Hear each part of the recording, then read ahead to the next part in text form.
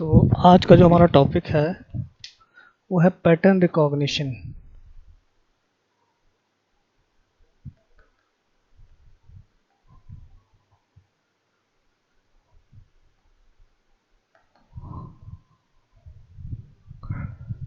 तो पहले हम समझते हैं what is pattern recognition.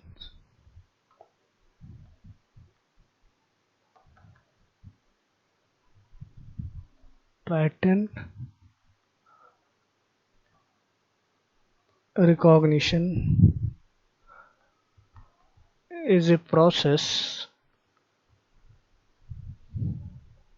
which can classify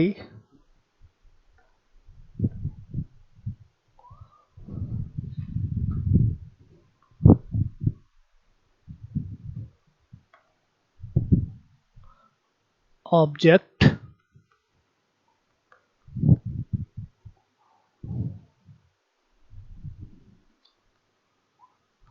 the one of the category on the basis of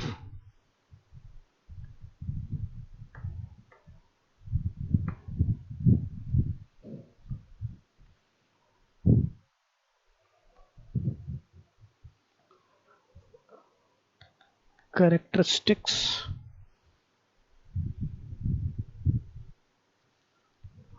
or feature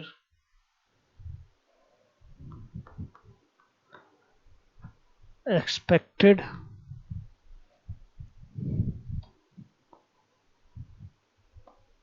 from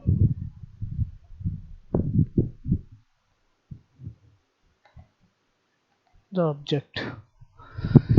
तो pattern recognition होता क्या है, जैसा लिखा है, pattern recognition is a process which can classify object one of the category on the basis of characteristics और feature expected from the object. तो pattern recognition क्या करता है कि किसी भी ऑब्जेक्ट को क्लासिफाई करता है, यानी किसी एक कैटेगरी में रखेगा on the basis of characteristic, उसके करेक्टरिस्टिक्स या फिर उसके फीचर के हिसाब से। सपोज हमें कोई ऑब्जेक्ट दिया हुआ है तो उस ऑब्जेक्ट को रिकॉग्नाइजर क्या करेगा, एनालिसिस करेगा और उनके फीचर के हिसाब से, जिस फीचर के हिसाब से पहले से कैटेगरी बनी हुई है, उन्हीं फीचर के हिसाब से उस ऑब्जेक्ट को किसी कैटेगरी में रखेगा। यानी कि रिकॉग्नाइजर क्या है आपका, किसी भी ऑब्जेक्ट की क्लासिफिकेशन करता है, किस आपके कैटेगरी में रखना है। अब इसका हम लोग एग्जांपल देखते हैं, जैसा कि यहाँ लिखा हुआ है।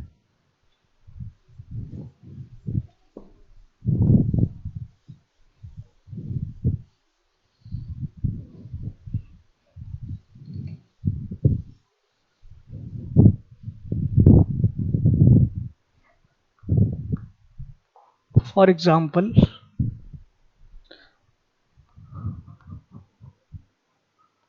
suppose we have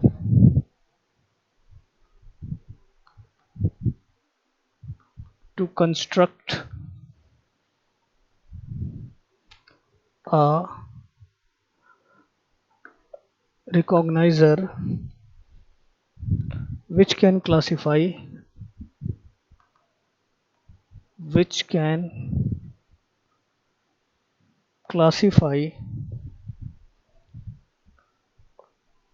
a class in boys and girls। Boys W not से दिखाया गया है 41, 45, 42, 50, 48, 38 एंड गर्ल्स को दिखाया गया है डब्लू जी से 37, 39, 41, 32, 31, 33। ठीक है, तो एक एग्जांपल हम लेके चलते हैं। Suppose we have to construct a recogniser that can which can classify a class in boys and girls. हमारे पास ऐसा रिकॉग्नाइज़र है जो कि किसी भी ह्यूमन को क्लासीफाई करेगा बॉयज़ या गर्ल्स में on the basis of weight, weight के हिसाब से। जैसे कि हमने एक फीचर लिया है वेट, और वेट के हिसाब से ही हम क्लासिफिकेशन करेंगे किसी भी ह्यूमन बीइंग का, उसे ऑब्जेक्ट मान ले तो बॉयज़ या गर्ल्स में। तो डब्ल्यू नॉट जो है ये बॉयज़ के लिए वेट दिया गया है, जो कि 41, 45, 42, 50, 48, 38। और डब्ल्यू जी गर्ल्स का दिया हुआ 37, 39, 41, 32, 31, 33। अब हमने क्या क्या किया है, रिकॉग्नाइजर में हमने ऐसा सेटअप किया है जो कि पिछले कुछ और एग्जाम्पल से हमने रिकॉग्नाइजर बनाया है, जो कि ये कहता है जो वेट आपके 40 से ज़्यादा आए, जैसे जो वेट आपके 40 से ज़्यादा आए, जैसे 50, 48, 45, 42, 41, देन यहाँ 39, 38, 37, 33, 32, 31।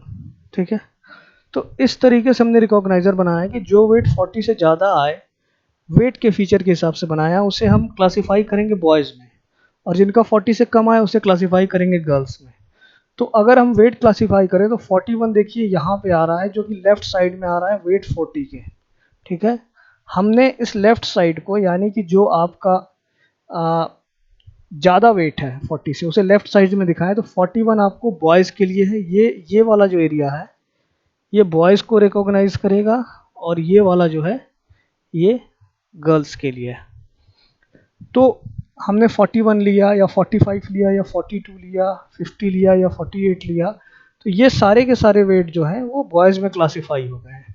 और जो वेट इससे कम आएगा, जैसे 39, 38, 37 यहाँ से लिया हमने, वो सारे गर्ल्स में क्लासिफिकेशन होंगे। बट एक वेट हमें यहाँ 38 दिखाई दे रहा है, जो कि राइट साइड में आ रहा है, और 38 वेट बॉयज़ का है।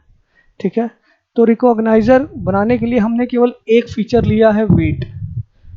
तो रिकॉग्नाइजर क्लासीफाई तो जनरली कर देगा बॉयज़ एंड गर्ल्स में, बट फीचर्स इतने कम लिए गए हैं कि कहीं कहीं जो है रिकॉग्निशन में गलतियां हो सकती है, जैसे 38 को आपने यहाँ गर्ल्स वाले में डाल दिया है।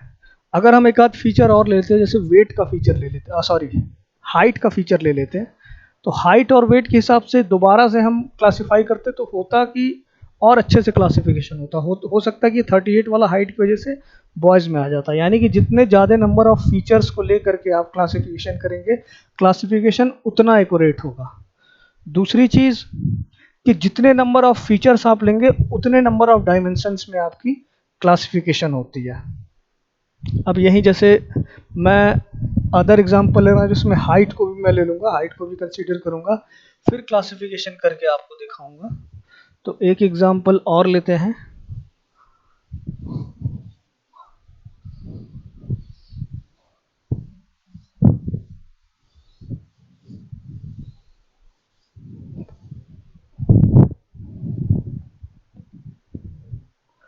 जैसे डब्ल्यू नॉट एक एग्जांपल और लिया है, जिसमें हमने दिखाया है 41, 145, 45,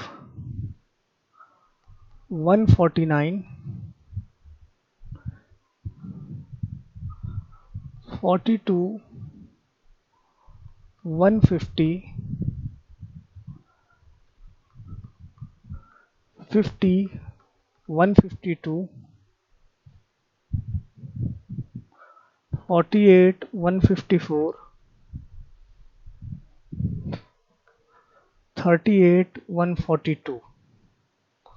और डब्ल्यू जी यानी गर्ल्स के लिए हमने ले लिया है 37, 141, 39, 139,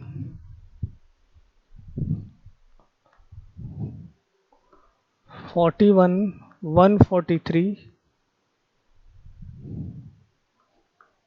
32, 145,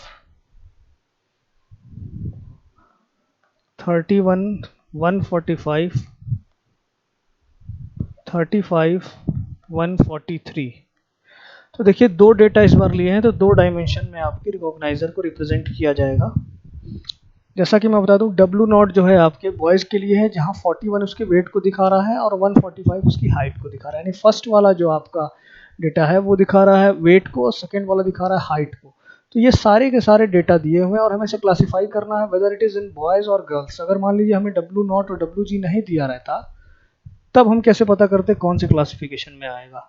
तो पहले कुछ ट्रेनिंग डेटा के हिसाब से हमने एक रिकॉग्नाइजर बनाया है जिसको हम टू डायमेंशन में दिखाएंगे। टू डायमेंशन में इसलिए दिखाएंगे क्योंकि दो फीचर्स लिए हैं, वेट एंड हाइट। तो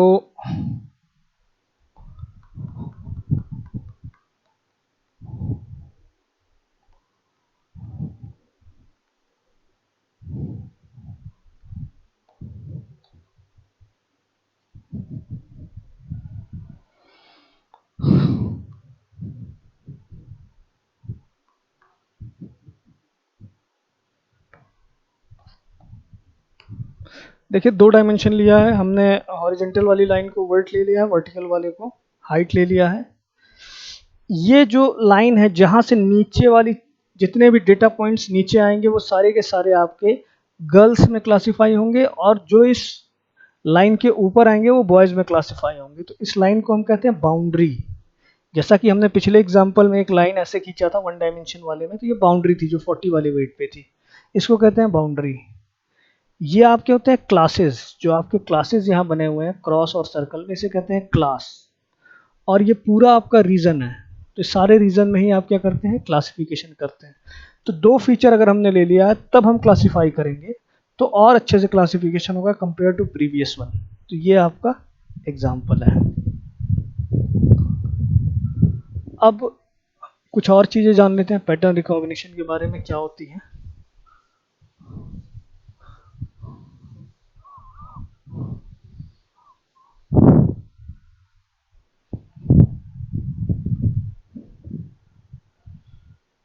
जैसा बताया था, the more the feature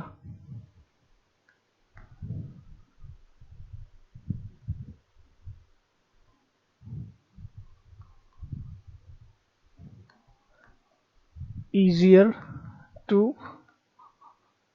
classify। ठीक है, तो जितने ज़्यादा फीचर होगा उतने इजीली आप क्लासिफाई कर लेंगे, कुछ उसमें परफेक्शन में गलतियां आने की चांसेस नहीं रहेंगी। तो पहला तो ये हो गया है जो मैं पहले बताया था। आगे कुछ पॉइंट और देख लेते हैं जैसा लिखा हुआ है।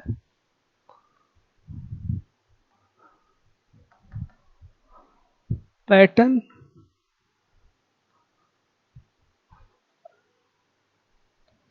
Recognition is the act of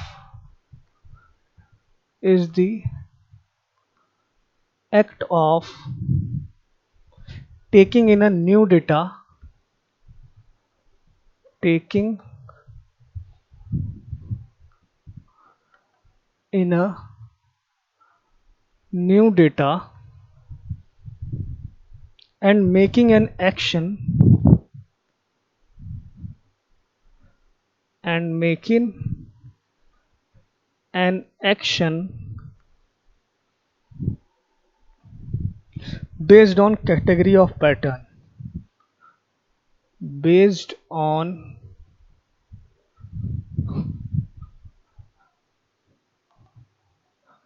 category of pattern। Example of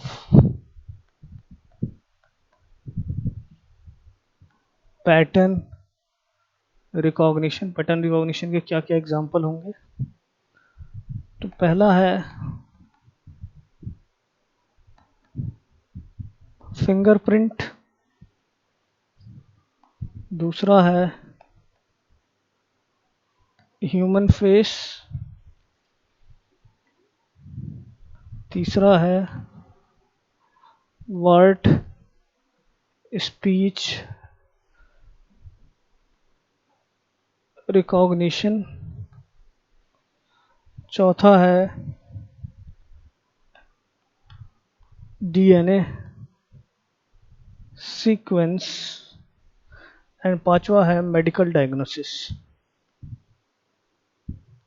medical diagnosis, ठीक है। तो क्या लिखा है? Pattern recognition is the act of taking in new data and making in action based on category of pattern, ठीक है। तो pattern recognition का क्या होता है कि आप कोई भी नए डेटा को इनपुट एज ए इनपुट लीजिए और उस पर एक्शन लीजिए, यानी कि उसके फीचर्स को देखते हुए उस पर एक्शन लीजिए और जिस फीचर के हिसाब से यानी जिस पैटर्न के हिसाब से जहाँ पे वो पॉइंट आएगा वहाँ पे उसको आप दिखाइए और उस पॉइंट पे उसकी क्लासिफिकेशन हम फाइंड आउट कर लेंगे। यानी कि पहले से आपको बाउंड्री, क्लासेस और रीजन दिए हुए हैं, हमें बस उसके हिसाब से इनपुट डेटा को प्लॉट करना उन रीजन में, और जब उस रीजन में आप दिखाएंगे तो रीजन खुद बताएगा किस क्लास में आ रहा है वो रीजन, तो वहाँ से आप उसकी क्लासिफिकेशन कर लेंगे। Example of pattern recognition, pattern recognition के क्या क्या एग्जाम्पल हो सकते हैं? फिंगरप्रिंट, फिंगरप्रिंट होता है, फिंगर सबके पैटर्न अलग होते हैं फिंगर के, तो फिंगरप्रिंट हो सकता है एग्जाम्पल। ह्यूमन फेस, सबका चेहरा अलग अलग होता है, आंख की रेटिना अलग अलग होती है, तो उसके हिसाब से ह्यूमन फेस का हो जाता है।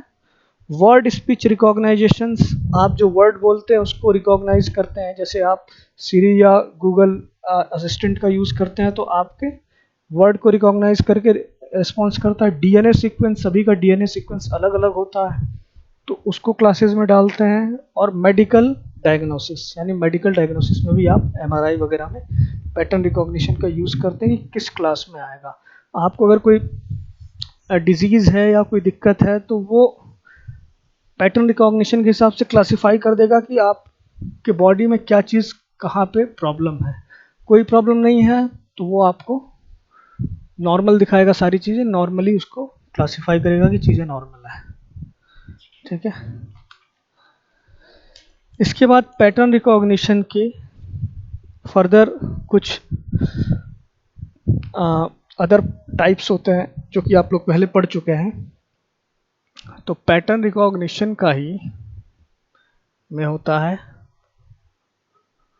सुपरवाइज्ड लर्निंग, देन होता है अनसुपरवाइज्ड लर्निंग, देन होता है सेमी सुपरवाइज्ड लर्निंग, देन होता है क्लासिफिकेशन, रेग्रेशन, क्लस्टरिंग, एसोसिएशन। तो ये चीज़ें बताई जा चुकी हैं आपको पहले। सुपरवाइज्ड लर्निंग में क्या होता है कि आपको लेबल डेटा रहेगा, यानी इनपुट के साथ कैसा आउटपुट आना चाहिए ये आपको गिवन रहेगा। अनसुपरवाइज्ड में अनलेबल्ड डेटा होंगे, यानी कि आपको आउटपुट नहीं दिया होगा, खुद ही आपको एक रेट आउटपुट फाइंड आउट करना होगा। सेमी सुपरवाइज्ड में कुछ डेटा लेबल्ड होंगे, कुछ अनलेबल्ड होंगे। जैसे सुपरवाइज्ड के दो कैटेगरी बनाए गए थे, क्लासिफिकेशन और रेग्रेशन। तो क्लासिफिकेशन में क्या होता था, जैसे कि आपको पहले से पता है कि आउटपुट क्या होना चाहिए तो उसके हिसाब से आप क्लासिफिकेशन कर सकते हैं। जैसे मैंने एग्जांपल बताया था, कोई चीज़ रेड है, गोल है तो उसे एप्पल कहेंगे, तो एप्पल नाम के क्लासिफिकेशन में क्लासिफाई कर देंगे। कोई चीज़ रेड और गोल दिखाई देगी, कोई चीज़ ग्रीन हो, गोल हो, छोटे छोटे दाने हो तो वो आपके गुआवा होगा, तो गुआवा वाले में इसको कर दिया जाएगा। एक बार यहाँ क्लस्टरिंग देख लेते हैं। अनसुपरवाइज्ड लर्निंग में क्लस्टरिंग में पैटर्न के हिसाब से आप क्लस्टरिंग करते थे।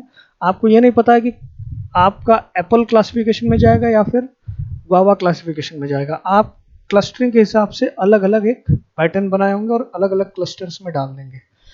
अब रेग्रेशन देखते हैं। रेग्रेशन में क्या होता था कि जैसे कोई चीज़ जो काउंटेबल हो, जैसे डॉलर हो, तो डॉलर की क्लासिफिकेशन आपने कर दिया, बट डॉलर्स के भी नंबर अलग अलग होते हैं, वेट, इन सब के लिए वेट हो गया, डॉलर हो गया, हम रेग्रेशन का यूज़ करते हैं। एसोसिएशन मतलब होता है कि कोई एक चीज़ दूसरे से कनेक्ट हो, यानी कि बैट के साथ आप बॉल लेंगे ही, तो उस तरह की चीज़ों पे एसोसिएशन के हिसाब से हम अलग अलग कैटेगरी बनाते हैं। सेमी सुपरवाइज्ड मैंने बता दिया था, इसमें कुछ आपके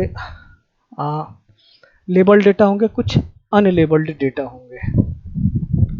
ठीक है।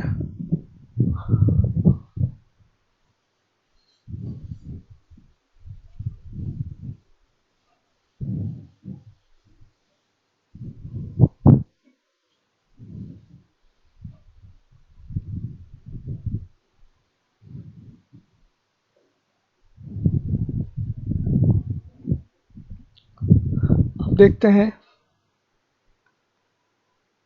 Steps of pattern recognition.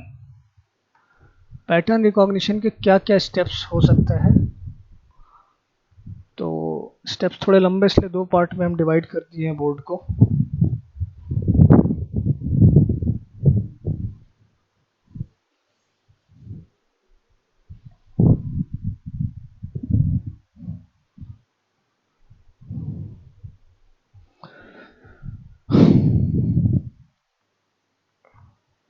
Step 1 है सेंसिंग। सेंसिंग में क्या है, how we capture data from an object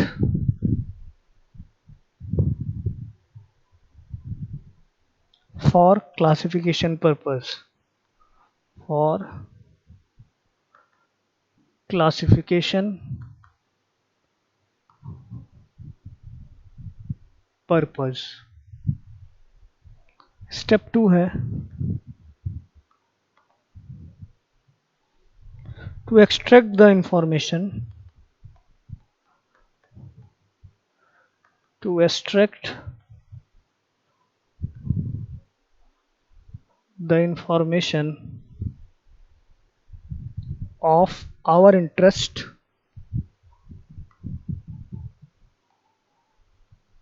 of our interest from the captured signal, from the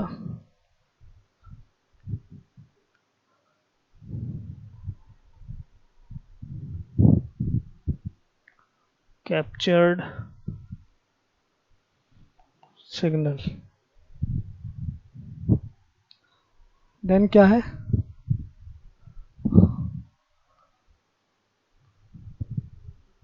feature extraction. In this step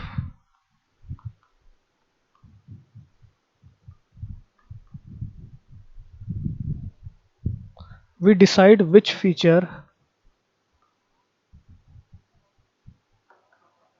we decide which feature we have to select, we have to select। ये step 3 हो गया है। Step 3 में ही है feature value of an object, feature value of an object belonging to same class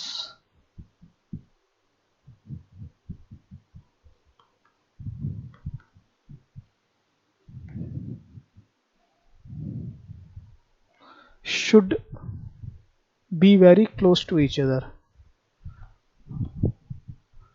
should be very close to each other। Next क्या है, feature value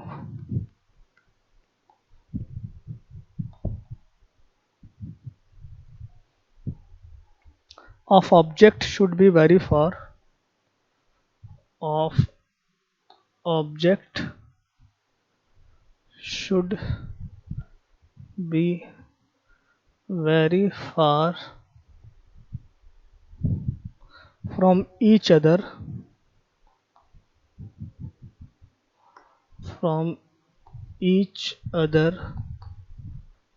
which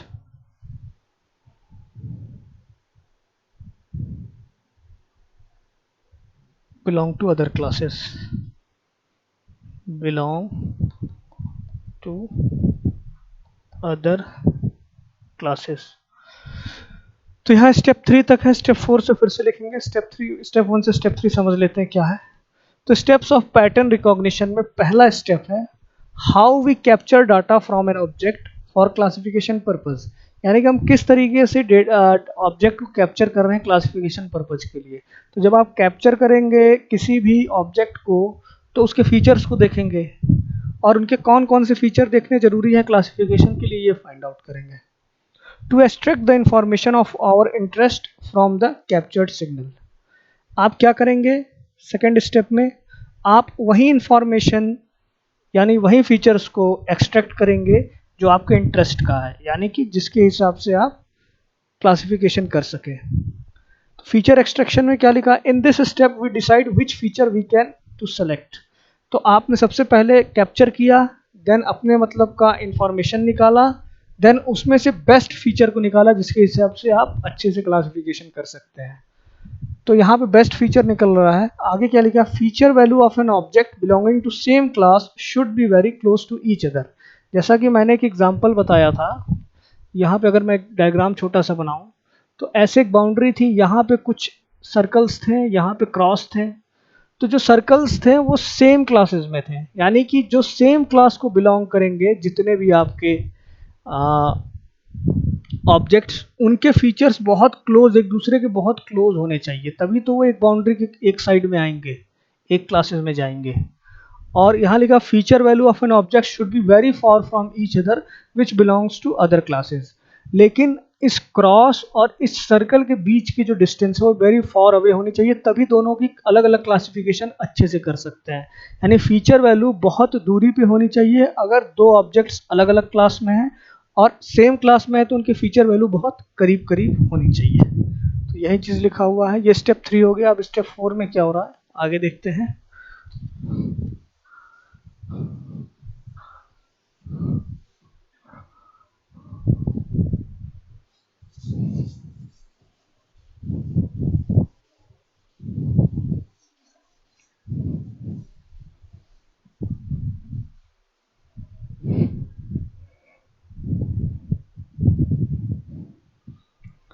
तो step 4 क्या है, स्टेप 4 में लिखा है design of classifier. Then classifier का design करेंगे, डिजाइन ऑफ क्लासिफायर। तो लिखा है design of classifier belongs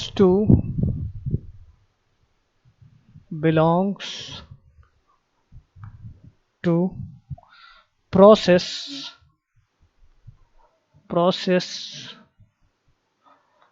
which create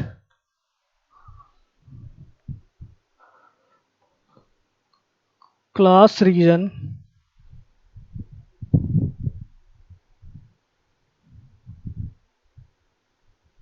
और बाउंड्रीज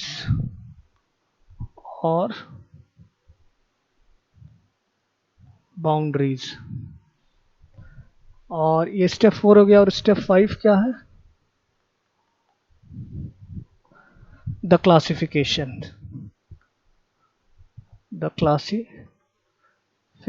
तो क्लासिफिकेशन में क्या हो रहा है,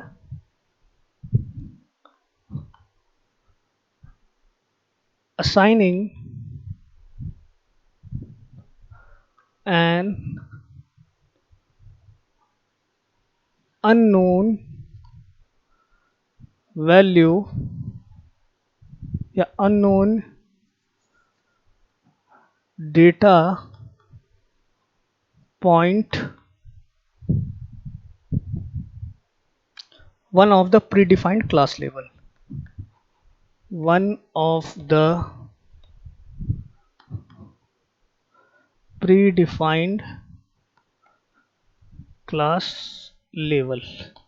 तो यहाँ क्या लिखा है कि डिज़ाइन स्टेप 3 तक हो गया था, यानी कि आपने बाउंड्रीज वगैरह आपने डेटा वैल्यूज एक्सट्रैक्ट कर लिए थे, फीचर्स एक्सट्रैक्ट कर लिए थे, किसके हिसाब से रिकॉग्नाइजर बनाना है। डिज़ाइन ऑफ क्लासिफायर, अगला स्टेप है design of classifier. Design of classifier belongs to process which create a class region और बाउंड्रीज। यानी कि अब डिज़ाइन ऑफ क्लासिफायर में क्या होगा कि डी डायमेंशन के हिसाब से, यानी जितने आपने फीचर लिए हैं उसके हिसाब से आपके बाउंड्रीज बन जाएंगे और क्लास रीजन्स बन जाएंगे, किस क्लास में कौन से आपके ऑब्जेक्ट्स आएंगे। The classification, assigning an unknown data point of the pre defined class level. अब आपको जो भी नया ऑब्जेक्ट दिया जाएगा उसमें से वो फीचर निकालेंगे जिसके हिसाब से रिकॉग्नाइजर बनाया गया है, और इसकी डेटा पॉइंट को कहीं हम प्लॉट कर देंगे, और जिस रीजन में वो आएगा उस रीजन के हिसाब से उसकी क्लासिफिकेशन हो जाएगी। तो ये था आपका पैटर्न रिकॉग्निशन का इंट्रोडक्शन। नेक्स्ट लेक्चर में हम लोग पढ़ेंगे what is statistical pattern recognition. फिलहाल आज के लिए इतना ही। Thank you.